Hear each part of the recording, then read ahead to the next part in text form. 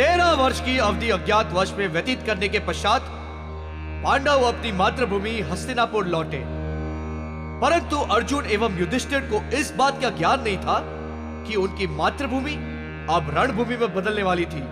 उनके अनुज दुर्योधन तथा दुशासन के हृदय एवं दिमाग पर दुष्टता के भयंकर मेघ छाए हुए थे। उनके हृदय में ईर्ष्या, लालच और स्वार्थ का विष प्रवेश करवा चुके थे शकुनी मामा। ओ बारा, ना भांजे ना, हस्तिनापुर केवल तुम्हारा है। त्रिशंकु समान अवस्था हो चुकी थी भीष्म पिता की। एक दिशा में कौरव और द्वितीय दिशा में पांडव। केंद्र में संकटमय परिस्थिति में था उनका हस्तिनापुर, परंतु समय के चक्र को कौन रोक पाया है? पुत्र दुर्योधन, हस्तिनापुर की सुरक्षा एवं सुख समृद्धि का उत्तरदायित्व मेरे इन बूढ़े कंधों पर है। इन्हें मलिन देह के बोझ तले ना दबाओ। पांडवों ने वचन के अनुसार 13 वर्ष अज्ञातवास में व्यतीत किए हैं। अब समय आ गया है कि तुम भी अपने वचन का पालन करो। ना भांजे ना, चौपड़ में फेंके हुए पासे और मुख से निकला हुआ शब्द अमूल्य होता है। भावनाओं में विलीन होकर आज का समय मत गंवाओ पुत्र। हस्तिनापुर के सिंहासन पे तुम्हारा जन्म सिद्ध अधिकार है, केवल तुम्हारा। समझ रहे हो ना? मैं तो समझ रहा हूं मामा श्री, किंतु ये पितामह इस बात को नहीं समझ पा रहे। पितामह मेरे शब्द कर्ण प्रिय नहीं, किंतु सत्य अवश्य हैं। अर्जुन, हस्तिनापुर का सिंहासन तो दूर, हस्तिनापुर की मिट्टी पर भी तुम पांडवों का कोई अधिकार नहीं। दुर्योधन, हस्तिनापुर पर केवल पांडवों का अधिकार है, केवल पांडवों का। पौ बारा, पितामह अपने प्रिय अर्जुन को स्मरण करा दें। 13 वर्ष पूर्व चौपड़ की बाजी में हस्तिनापुर तो क्या, वो अपनी धर्म पत्नी को भी हार चुके थे। अपने ज्येष्ठ भ्राता की जंघा पर आसन ग्रहण कराने के लिए जब द्रौपदी को केश से खींचकर इस राज दरबार में लाया गया था, उस क्षण भिक्षुक जैसी अवस्था थी आप लोगों की। ऐसा व्यतीत होता है कि वो क्षण आपके चित्त से उतर गए। दुर्योधन, तुम तो ऐसे कठोर हृदय के ना थे। यह अवश्य किसी मलिन विचारधारा वाले व्यक्ति की संगत का असर है। तुम दोनों मेरे अनुज हो, प्रिय हो मेरे। आपस में बैर करना उचित ना होगा। मैं हाथ जोड़कर यह विनती करता हूं कि हस्तिनापुर के 5 गांव हमें सुपुर्द कर दो।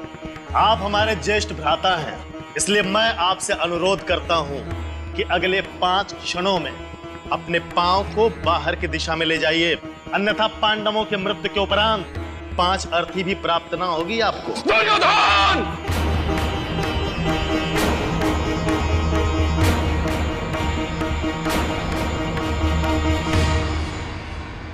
अर्जुन को तो गुस्सा आ गया पापा, अब क्या होगा? अब युद्ध होगा, युद्ध, वहां युद्ध। तुम अपनी सीमा पार करके अपनी मृत्यु को न्योता दे रहे हो। ना अर्जुन ना, अपने क्रोध पर संयम रखो। नहीं भ्राताश्री, नहीं। ये समय संयम रखने का नहीं है, आक्रमण करने का है। आप केवल अनुमति दीजिए। सुनो द्रोणाचार्य के प्रिय शिष्य अर्जुन, तुम अपने ये बाण और अपने भ्राताओं के साथ मुझसे युद्ध करोगे। तुम्हारे पास सेना का बल अवश्य है दुर्योधन, किंतु मेरे पास आत्मबल है। तुम्हारी मृत्यु तो निश्चित है, निश्चित। कार ने तुम्हारी बुद्धि को भ्रष्ट कर दिया। नाश काल विपरीत बुद्धि। युद्ध, युद्ध, युद्ध, आक्रमण!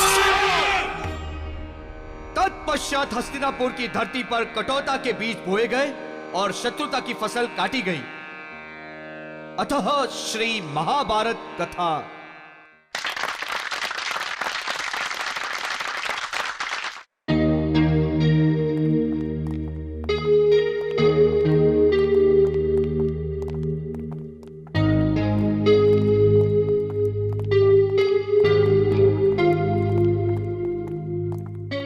पापा, बात कर ही लेते हैं। हाँ चलो, जैसे तुम्हारी मर्जी। आखिरी शादी तो तुम्हारी है ना।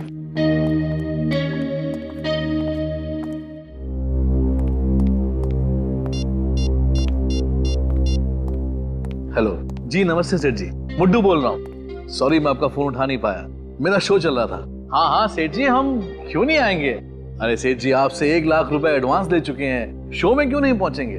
समय अनुसार हम सब लोग सीरकपुर पहुंच जाएंगे। बस आपसे एक विनती है सेठ जी, आप मेरे कलाकारों के लिए वहां पर खाने पीने और रहने की व्यवस्था अच्छे ढंग से कर दीजिएगा। ओके सेठ जी। जी जी, नमस्ते, नमस्कार। अरे दिवाकर जी, आप नमस्कार। नमस्कार नमस्कार। आप मुझे जानते हैं? भला आपको कौन नहीं जानता, केशवर तालुका के आप इतने जाने माने जमींदार हैं। चलिए, अच्छी बात है। मैंने आपका नाटक देखा, बहुत पसंद आया। पहली बार रंगमंच पर महाभारत की कथा का मैंने नाट्य रूपांतर देखा, दिल खुश हो गया। जी बहुत बहुत धन्यवाद। बच्चों की मेहनत रंग ला रही है। आप बताइए मैं क्या कर सकता हूँ, क्या सेवा करूँ आपके लिए। ये मेरी बेटी शालिनी है। नमस्ते। परसों इसकी शादी है। ये तो बड़ी खुशी की बात है। और इसी खुशी को दुगनी करने के लिए मैं चाहता हूँ कि आप अपनी मंडली के साथ इसकी शादी में आए और इसी नाटक का एक प्रस्तुति दें। शादी में महाभारत? क्यों, कोई समस्या है? नहीं नहीं दिवाकर जी, समस्या की कोई बात नहीं। दिवाकर जी, हम लोग तो कलाकार हैं, लोग हमें जहाँ बुलाते हैं हम चले जाते हैं। दरअसल शादियों में संगीत संध्या या डीजे इस तरह के प्रोग्राम होते हैं। तो महाभारत सुनकर मैं थोड़ा सा आश्चर्य हो गया। भाई, मैं जमीन से जुड़ा जमींदार हूँ, संस्कृति से मुझे बहुत लगाव है। खैर, पैसों की बात कर ले। जी, ट्रैवलिंग वगैरह के साथ हम 2 लाख रुपए चार्ज करते हैं, बाकी आपको जैसा देना है आप सोच लीजिए। चलिए ठीक है, 2 लाख में तय हुआ। मैं शाम को आपके गेस्ट हाउस में 25,000 पेशगी के तौर पे भेज दूंगा। चलता हूँ। धन्यवाद। चलो बेटी। हाँ संजीव, अरे यार कमाल हो गया। अभी यहाँ के बहुत बड़े जमींदार दिवाकर जी मुझसे मिलने आए थे। अरे हमें एक और शो मिल गया है, मुबारक हो। और सब लोग ठीक ठाक है ना वहां पर?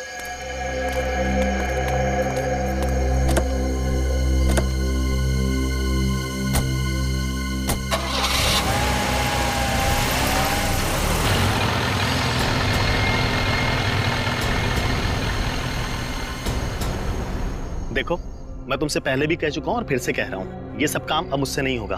और आज रात को ही मैं यहां से वापस जा रहा हूं। मुझे रोकने की कोशिश मत करना, वरना मैं तुम्हारी पूरी पोल खोल दूंगा। चाहे उसके बाद मुझे सजा क्यों न भुगतनी पड़े, मैं तैयार हूं। समझे? समझ गया। तुम्हारे जैसे होनहार कलाकार को मैं खोना तो नहीं चाहता, मगर क्या करूं, जाने वाले को कौन रोक सका है। मतलब क्या तुम्हारा? दुर्योधन का वध वैसे तो भीम ने किया था, मगर अफसोस ये काम अब मुझे करना पड़ रहा है। पिता के लाश ठिकाने लगा दो।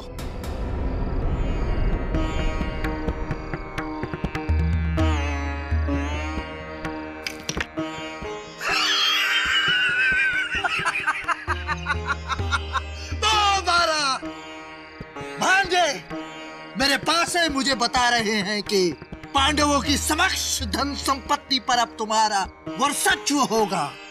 मामा श्री, हमारे भ्राता पांडव निर्धन हो चुके हैं। ऐसा प्रतीत होता है कि अब दांव पे लगाने को इनके पास कुछ भी शेष नहीं रह गया। फिर भी तत्पश्चात खेलना चाहते हैं तो दांव पे क्या लगाएंगे, खुद को या इंद्रप्रस्थ को? दुशासन, यदि तुमने इंद्रप्रस्थ का उल्लेख भी किया तो परिणाम बहुत भयंकर हो सकते हैं। बल का प्रयोग हम भी भली भांति जानते हैं अर्जुन। शांत भांजे शांत, क्रोध केवल बुद्धि को नष्ट कर देता है। पांडव परिस्थिति वश विचलित हो गए हैं, इन्हें क्षमा कर दो। युधिष्ठिर पुत्र, यदि तुम चौपड़ के खेल को छोड़कर जाना चाहो तो तुम अवश्य जा सकते हो, किंतु यदि तुम हारे हुए राजपाट को पुनः प्राप्त करना चाहते हो तो तुम इंद्रप्रस्थ को दांव पर लगा सकते हो। एक दांव पुनः राजपाट तुम्हारा पांडवों का हो जाएगा। नहीं भ्राता श्री, नहीं, इंद्रप्रस्थ को हम कदापि दांव पर नहीं लगा सकते। हमारे पास कोई और विकल्प है भी नहीं अनुज।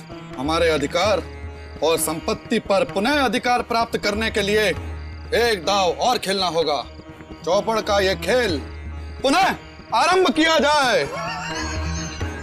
इस बार दांव पर क्या लगाओगे पुत्र युधिष्ठिर? दांव पे मैं इंद्रप्रस्थ लगाता हूँ।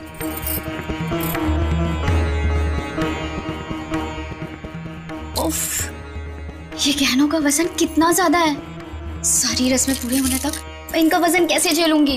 दीदी, शादी करनी है, वजन तो झेलना पड़ेगा ना। और वैसे भी आज एक ही दिन की तो बात है। जब आपकी शादी हो जाएगी ना, ये सारे गहने ना मुझे दे देना। अच्छा, मैं इनके वजन झेलने के लिए तैयार हूँ।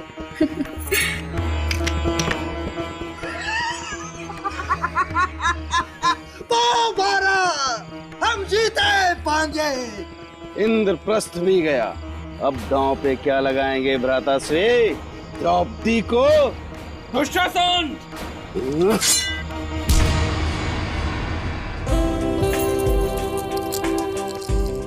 तुम्हारा फोन रिंग हो रहा है।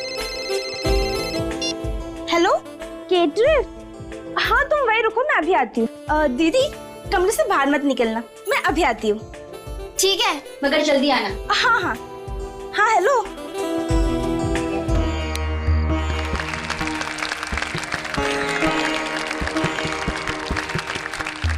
क्या बात है दिवाकर जी, अतिथियों का स्वागत इस तरीके से करेंगे? जी बिल्कुल, वेशभूषा, लाइट, सेटिंग सब कुछ एकदम परफेक्ट है।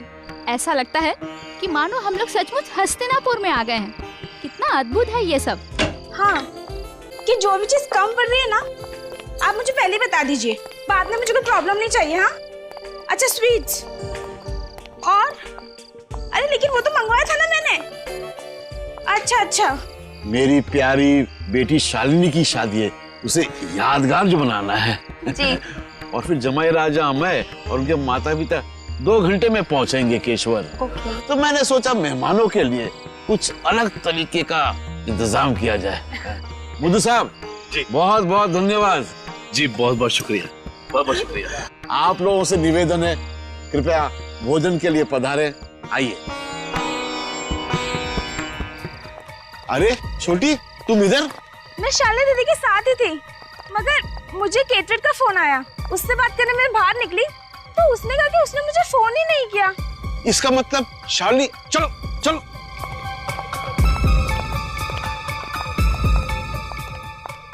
चलो चलो देखते हैं कहीं कुछ हो तो नहीं गया।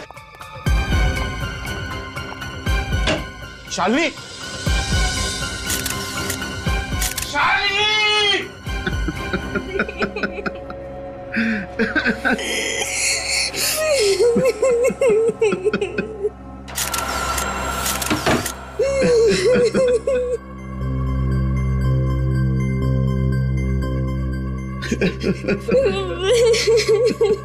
खून की उंगलियों के निशान, इस कांच को उसने कट करके अंदर आया है। वो एक गहना नहीं छोड़ा उसने शालिनी के बदन पर का भी, और ना अलमारी में जितने गहने थे वो भी, सारे के सारे लूट कर गया। सर, खूनी पूरी प्लानिंग के साथ आया था। आश्रया, मौका देख के उसने ये सब किया है। जैसे उसने देखा कि सारे बाराती वहां मंडप में थे शादी के, और ये शालिनी बेचारी अकेली थी, बस उसने अपना काम कर लिया। लेकिन सर, शालिनी के गले पर ये जो निशान है, ये निशान कैसे बना होगा? ये तो बड़ा अजीब सा निशान।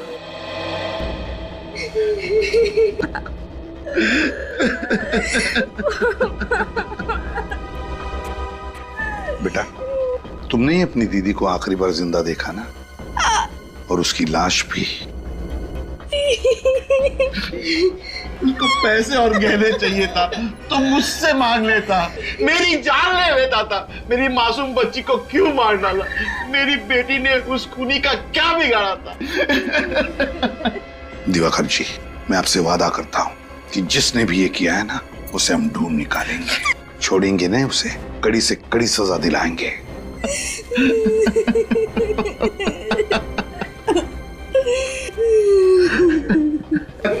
निशान उठाओ।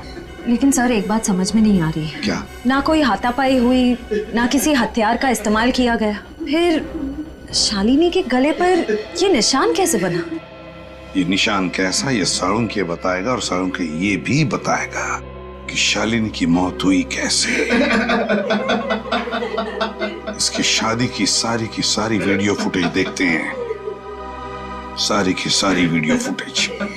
दिवाकर जी ने इतनी कड़ी सिक्योरिटी का बंदोबस्त किया था, उनकी सुरक्षा की जिम्मेवारी आप लोगों की थी, फिर भी इतनी बड़ी लापरवाही होगी। उनकी बेटी का खून हो गया, लाखों के गहने चोरी हो गए, आप लोग कहते हैं आपने किसी बार वाले को अंदर आते जाते नहीं देखा। क्या कर रहे थे आप? हमारा विश्वास कीजिए सर, हम तो कड़ी निगरानी रख रहे थे। शालिनी मैडम के कमरे में इतने सारे गहने थे कि उन्हें कोई बाहर ले जाए और हमारी नजरों से बच जाए, ये हो ही नहीं सकता। बाहर वाला नहीं, इसका मतलब ये हुआ कि ये काम किसी अंदर वाले का ही है। क्या आप हम पर शक कर रहे हैं? देखिए, हम बहुत अमीर और इज्जतदार लोगों में से हैं। हमारे पास पैसों की कोई कमी नहीं है। सर, हम तो शालिनी जी को ठीक तरह से जानते भी नहीं थे। हम तो यहाँ सिर्फ नाटक करने आए थे। हाँ सर, जब शालिनी जी का खून हुआ तब नाटक चल रहा था, पर हम सब लोग वहीं थे। हमें एक एक करके इन सबकी तलाशी लेनी होगी। लेनी ही पड़ेगी तलाशी। चलो हटो, एक एक करके अपनी तलाशी दीजिए।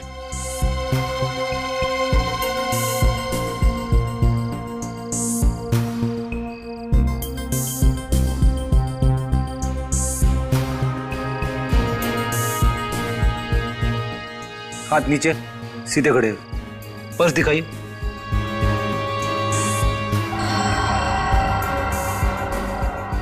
अपना पर्स दिखाइए।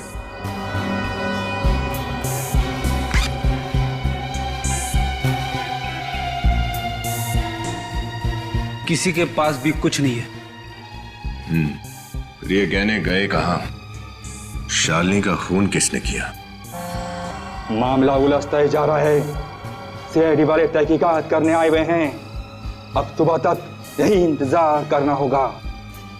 खतरा है, लेकिन कोई ना कोई रास्ता तो होगा।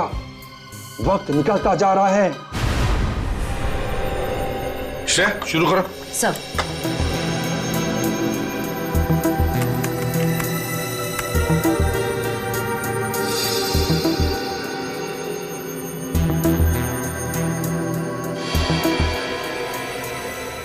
बहुत धूमधाम से की है शादी दिवाकर ने अपनी बेटी की।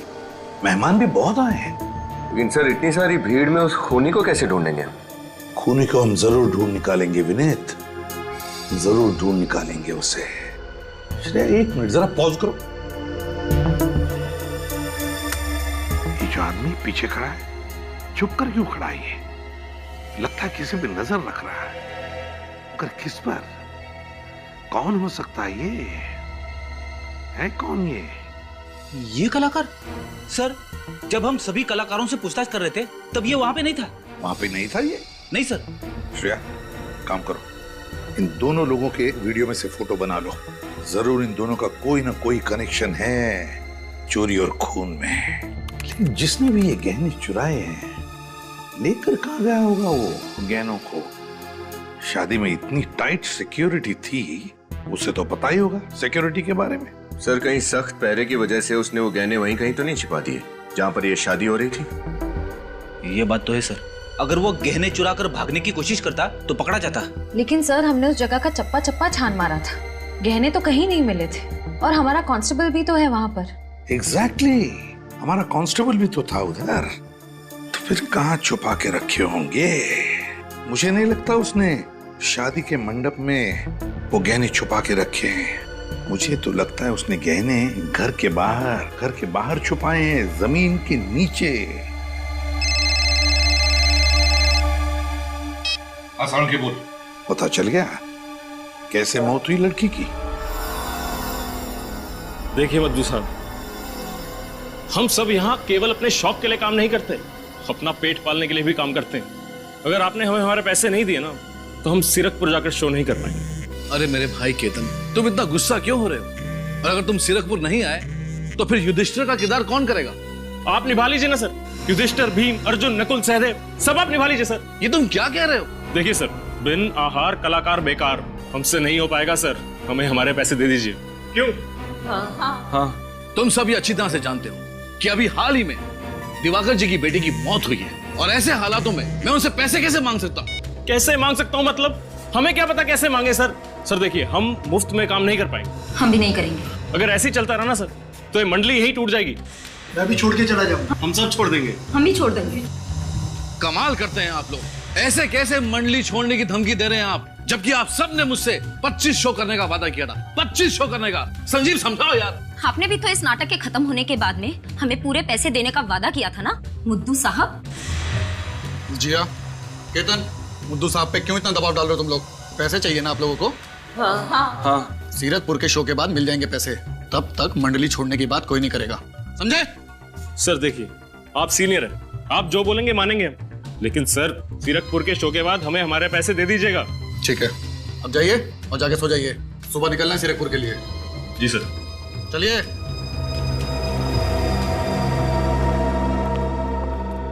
थैंक यू संजीव, ये सब लोग सिर्फ तुम्हारी बात सुनते हैं। आज के बाद तुम ही इन सबको संभालो। और हाँ, उस दिनेश को भी पता नहीं बिना बताए वो कहाँ गायब हो गया। कोशिश कर रहा हूं मैं। जाओ तुम भी सो जाओ। Good night. Good night.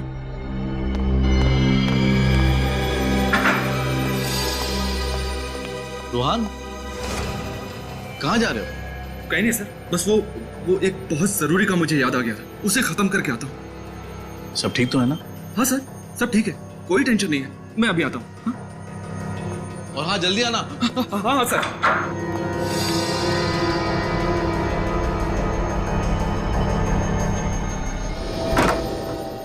Solanki, क्या पता चला इसकी मौत के बारे में? बॉस, इस एक्सरे को जरा गौर से देखो, ये शालिनी के गले का एक्सरे है। सोलंकी, यार यहाँ पर क्या है? ये कुछ तो है इधर। एग्जैक्टली, इसके गले पर चोट लगी जिसकी वजह से इसके गले के आसपास की मांसपेशियां फट गई। सर, सिर्फ गला घुटने की वजह से किसी इंसान की ऐसी हालत हो सकती है? नहीं, सिर्फ गला घोटने की वजह से नहीं, ये कुछ और ही चक्कर है ना? बिल्कुल बॉस, इसके गले पर एक हल्की सी चोट का निशान है। इसी जगह पर इसके कंठ पर खूनी ने वार किया, जिसकी वजह से इसकी नस दब गई और कुछ ही सेकंड में इसकी मौत हो गई। तो क्या सर खूनी ने इसके गले पर मुक्का मारा या किसी भारी चीज से वार किया? नहीं श्रेया, अगर खूनी ने इसके गले पर किसी भारी चीज से या किसी नुकीली चीज से वार किया होता बॉस, तो इसका गला बुरी तरह से कट जाता, बहुत बड़ा जख्म बन जाता। लेकिन यहाँ इसके गले पर तो ऐसा कुछ नहीं। सोलंकी, अब पहेलियां बुझाना बंद कर और बता क्या हुआ है। ठीक, बताता हूँ क्या हुआ। ये रुमाल, इस रुमाल की वजह से इस शालिनी की मौत हुई। रुमाल से? हाँ सर, रुमाल से कैसे किसी का खून हो सकता है? मैं बताता हूँ कैसे हो सकती। इस रुमाल पे मैंने पत्थर रख दिया और इसे ऐसे बंद करके जोर से घुमाया, इतनी जोर से घुमाया कि इसके अंदर की चीज सीधी जाकर के सामने वाले के कंठ पर लगी, इतनी जोर से कि उसके गले की नस दब गई। नस दब जाने की वजह से उसके दिमाग में ऑक्सीजन का पहुंचना बंद हो गया और ऑक्सीजन की कमी की वजह से उसकी मौत हो गई। यही सब कुछ हुआ इस शालिनी के साथ। बस ये एक बहुत पुरानी तरकीब है जिसका इस्तेमाल चोर किया करते थे किसी की हत्या करने के लिए। कमाल है सर, ना खून खराबा ना कोई हाथापाई और एक ही पल में इंसान की मौत। खून करने का पुराने जमाने का तरीका नए जमाने में। खूनी चाकू से वार कर सकता था, गोली चला सकता था, पर उसने इतनी पुरानी तरकीब का इस्तेमाल किया, क्यों? कोई तो वजह जरूर है श्रेया, कोई तो वजह जरूर है। सोलंकी, उन उंगलियों के निशानों के बारे में क्या पता चला जिन पर खून लगा हुआ था? एक मिनट। हाँ बॉस, ये जो निशान है दरअसल ये खून नहीं है। खून के निशान नहीं है? नहीं, मतलब ये सिंदूर है। ये निशान सिंदूर के हैं? तो क्या खूनी हाथों पर सिंदूर लगा के गया था खून करने के लिए? सर, हो सकता है कि खूनी कोई औरत हो, क्योंकि कोई आदमी भला अपने हाथों पर सिंदूर क्यों लगाएगा? लगाएगा, कोई आदमी अपने हाथों पर सिंदूर जरूर लगाएगा। याद करो वो वीडियो, शालिनी की शादी का वीडियो। दुशासन! याद आया भी नहीं? शालिनी की शादी की वीडियो में एक नाटक चल रहा था, महाभारत का नाटक, और उस नाटक के एक कलाकार के हाथ में सिंदूर लगा हुआ था।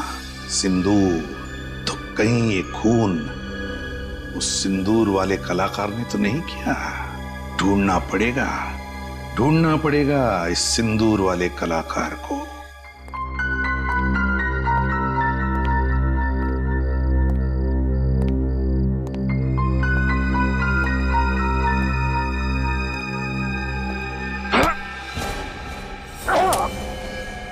माफ कीजिए कांस्टेबल साहब, लगी तो नहीं?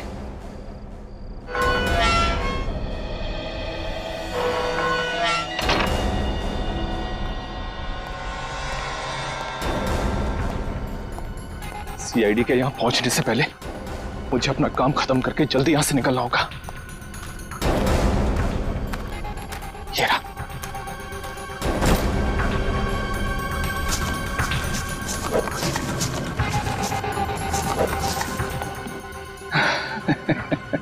मजे आ गए, जिंदगी भर के लिए गरीबी से छुटकारा मिल गया।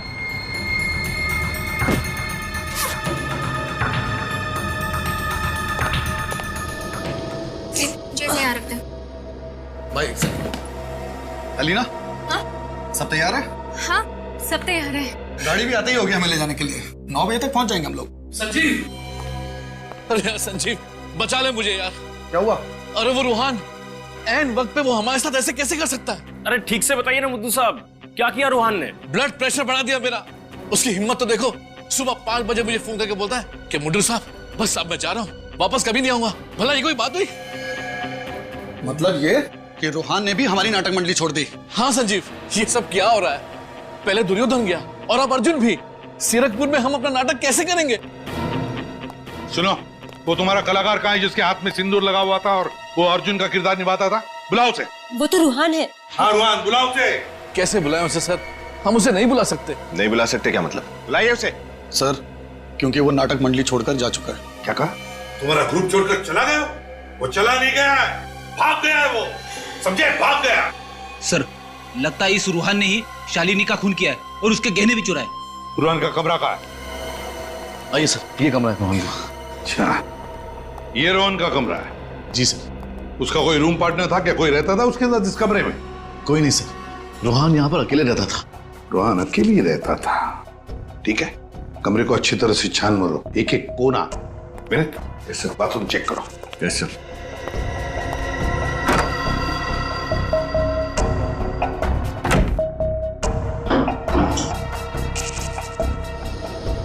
सर। हाँ, क्या है विनीत? ये देखिए सर, मिट्टी।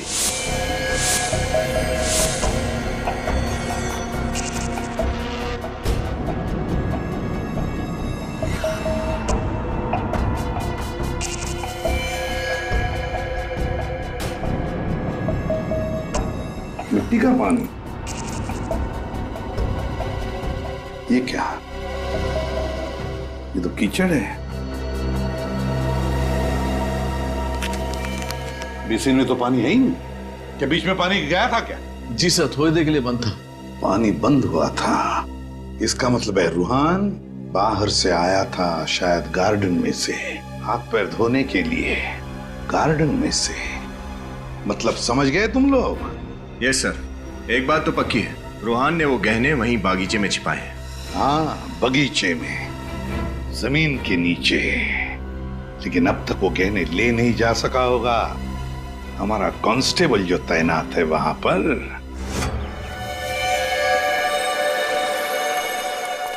माय गॉड, देखो इसकी नब्ज चालू है क्या?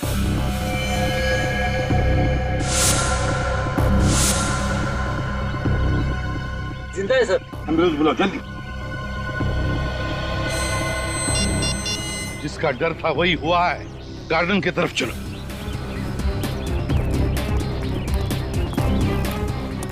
देखो कहीं पर कुछ गड़बड़ लगती है क्या?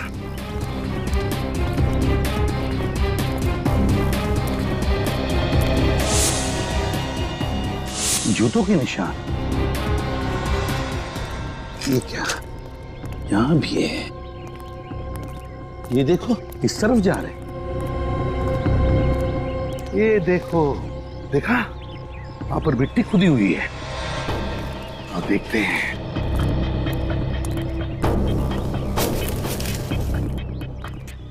ये देखो, मिट्टी खुदी हुई है। मतलब रूहान ने गहने यहीं पर छुपा के रखे थे, यहीं पर।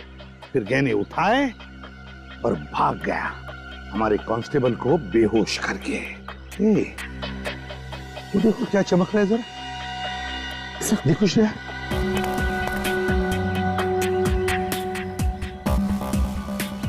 जरी का टुकड़ा? सर, हाँ? इस तरह की जरी तो दुल्हन के कपड़ों में इस्तेमाल की जाती है। दुल्हन के कपड़ों में इस्तेमाल होती है? हाँ सर। तो फिर इस रूहान ने वो गहने दुल्हन के कपड़े में ही लपेट कर रखे थे यहाँ इस गड्ढे में तो शालिनी को रूहान ने ही मारा है।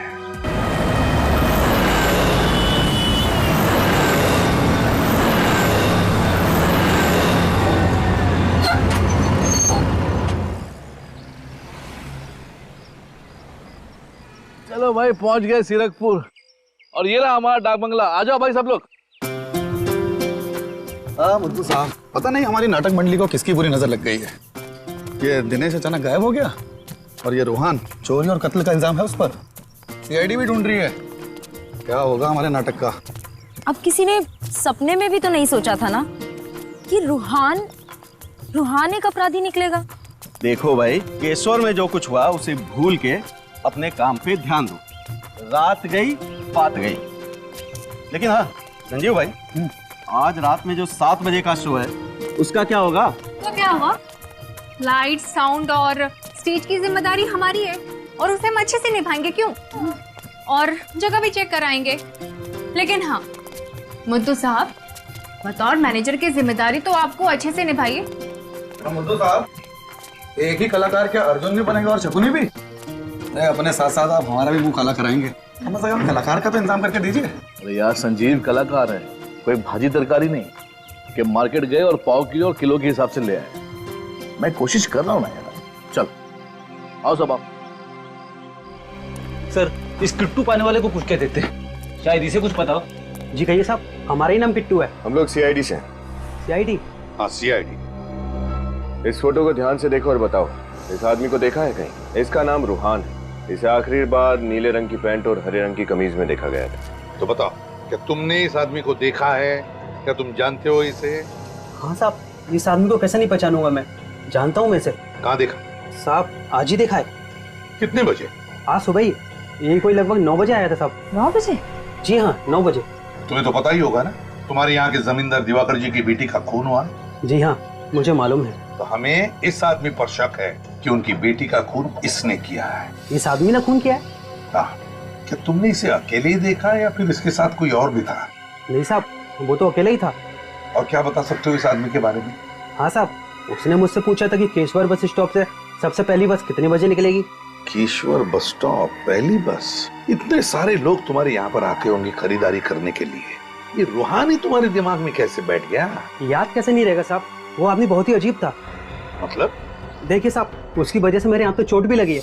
ये चोट कैसे लगी तुम्हें? क्या उसने तुम्हें मारा था? नहीं साहब, मारा तो नहीं था। तो फिर कैसे लगी? जब आखिरी बार आया तब। ये लो साहब।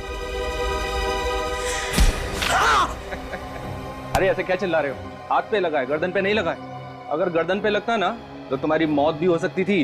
ये तो बहुत ही खतरनाक है। 15 मिनट में बस स्टॉप से पहली बस मिल जाएगी आपको। ठीक 6 बजे निकलती है बस। हाँ हाँ शुक्रिया शुक्रिया, जा रहा हूँ। और हाँ शुक्र मनाओ कि जा रहा हूँ, वापस लौट के नहीं आऊंगा, वरना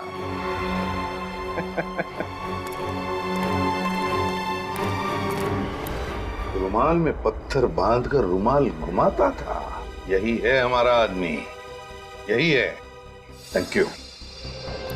सर कहीं रूहान सारे गहने उस काले बैग में रखकर भाग तो नहीं गया? सारे गहने लेकर भाग गया है वो, मगर शहर की तरफ, उन गहने बेचने के लिए। कलाभवन नाटक मंडली के कलाकार को शक है मुझे। रूहान नाम है उसका, रूहान। हाँ, वो यहाँ से काले बैग में गहने लेकर शहर की तरफ आ रहा है, वो गहने बेचने के लिए। देखो हाथ से निकलने न पाए, उसकी फोटो भेज रहा हूँ मैं तुम्हें। गुड। और अभिजीत से कहना इस कलाभवन नाटक मंडली का पूरा इतिहास निकालने के लिए, पूरा इतिहास, सिर्फ रूहान पर नहीं, इस नाटक मंडली के सारे कलाकारों पर शक है मुझे। Okay? Keshwar bus stop, let's go.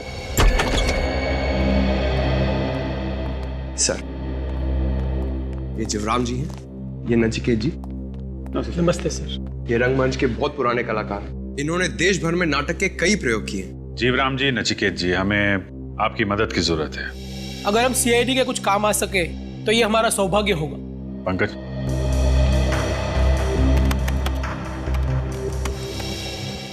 आप लोग ये फोटो देखिए, इसके बारे में क्या जानते हैं आप लोग?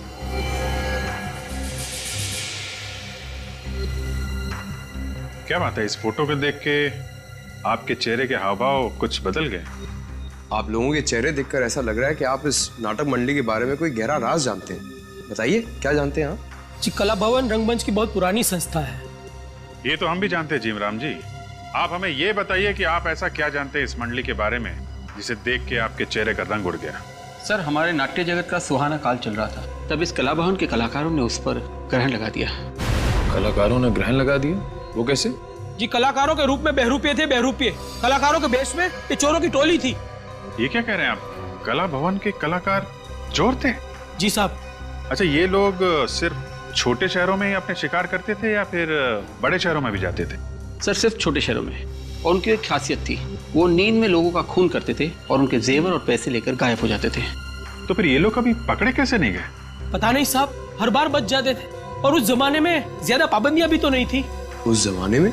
ये कितने साल पहले की बात कर रहे हैं? ये सब 1890 की बात कर रहे हैं। 1890? कला भवन नाट्य संस्था का आरंभ 1890 में हुआ था। तब उसमें सिर्फ 5 लोग थे। धीरे धीरे संख्या बढ़कर 15 की हो गई। कुछ सालों तक चोरी करने के बाद अचानक एक दिन ये टोली गायब हो गई और फिर 1995 में फिर से कुछ कलाकारों ने मिलकर इसी नाम से संस्था शुरू की। लेकिन सर, आप कला भवन के बारे में इतने सारे सवाल क्यों पूछ रहे हैं सर? नचिकेत जी, कला भवन के कलाकारों ने कला भवन की घिनौनी कला फिर से दिखानी शुरू कर दी है। फिर से शुरू कर दी? जी हाँ। कल एक शादी में नाटक के दौरान उन्होंने दुल्हन का खून कर दिया और उसके गहने लूट लिए। आप दोनों एक बात बताइए, कला भवन के इतिहास के बारे में आपको इतनी सारी जानकारी कहाँ से मिली? नाट्य संग्रहालय में से।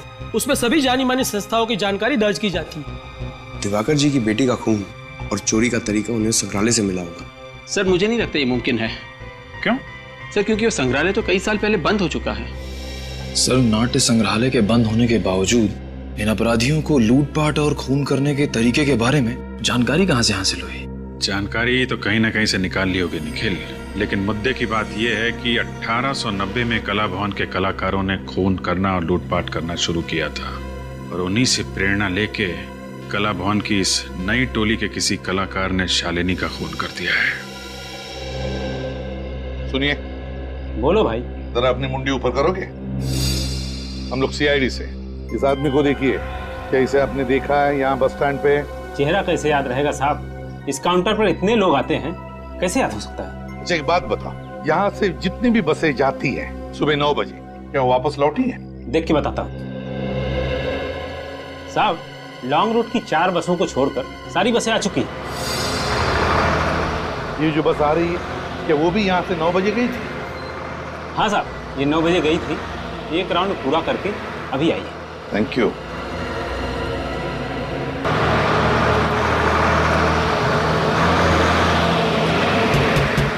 रुको। अरे क्या चाहिए आपको? कौन है आप लोग? हम लोग सीआईडी से। एक बात बताओ, इस आदमी को जानते हो? जी साहब।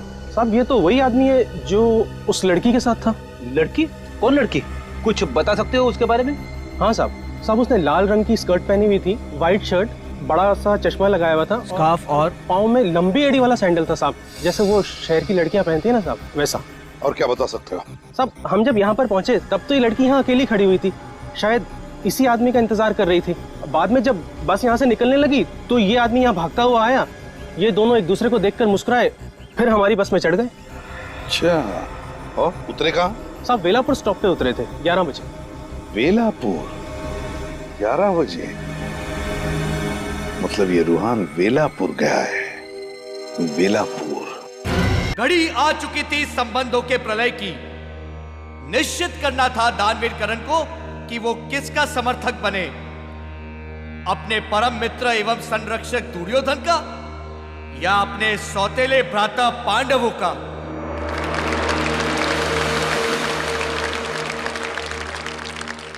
हमारे प्रिय मित्र कर्ण, आप केवल हमारे मित्र ही नहीं, हमारे भ्राता स्वरूप भी हैं।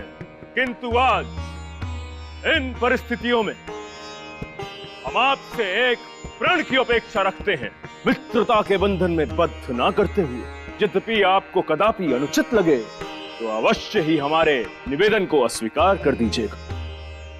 प्रण ही नहीं, यदि प्राण भी मांगोगे तो कर्ण के कदम लड़खड़ाएंगे नहीं। सखा दुर्योधन, हमें आभास है कि आपकी मंशा क्या है। सूत पुत्र कर्ण वचनबद्ध होता हूं कि महाभारत के युद्ध में जिस समय तक मेरे शरीर में श्वास रहेगी, शत्रु की तलवार आपके शरीर से रक्त की एक बूंद भी निकाल ना सकेगी।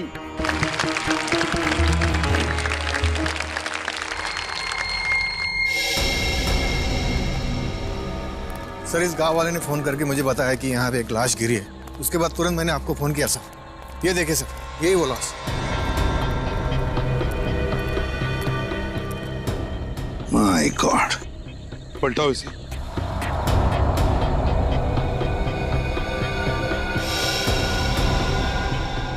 सर, ये तो रूहान है। अरे बैग खोलो।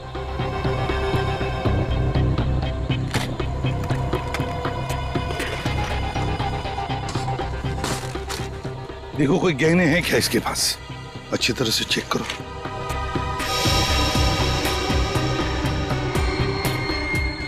नहीं सर, इसकी जेब में भी कुछ नहीं है।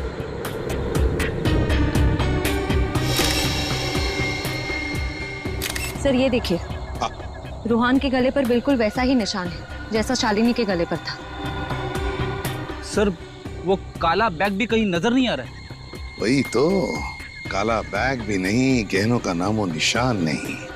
इसका मतलब है रूहान का खून गहनों के लिए ही किया गया है, और जिसने भी ये खून किया है बड़ी बेरहमी से पॉलिथीन बैग में उसकी लाश को डाल दिया है। किसने किया होगा रिहान का खून? कहीं वो लाल स्कर्ट और सफेद शर्ट वाली लड़की तो नहीं? जरूर उसी लड़की ने खून किया है रूहान का। पर है कौन ये लड़की, लाल स्कर्ट और सफेद शर्ट वाली?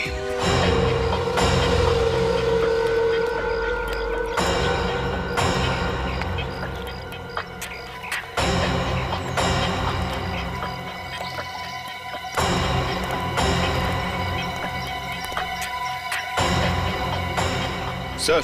हाँ विनय। सर, रूहान की लाश को फोरेंसिक लैब भिजवा दिया सर। गुड। सर, हाँ, आसपास कहीं पे सुराग या सबूत भी तो नहीं है। अब कैसे पता चलेगा कि रूहान का खून किसने किया है? सुराग और सबूत नहीं मिला तो क्या हुआ फ्रेडी? गवाह तो हैं, लोगों की गिनती भी बढ़ गई है।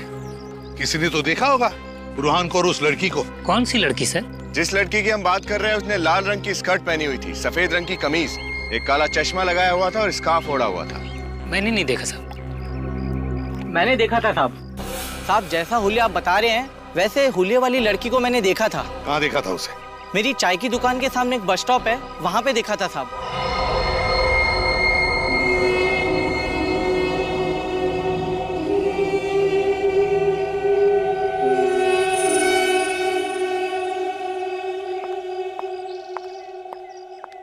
एक फोन करना था।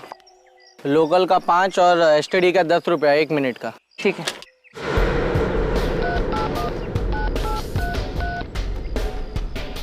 मेम साहब, आपके पास मोबाइल है और आप यहाँ से फोन कर रहे हो? तो अपना काम से काम रखो। हेलो, हाँ मैं बोल रही हूँ। मुझे माल मिल गया, मैं वेला पुल से निकल रही हूँ, 2 घंटे में पहुँच जाऊँगी। ये लो, छुट्टा देने की जरूरत नहीं है। अजीब लड़की है।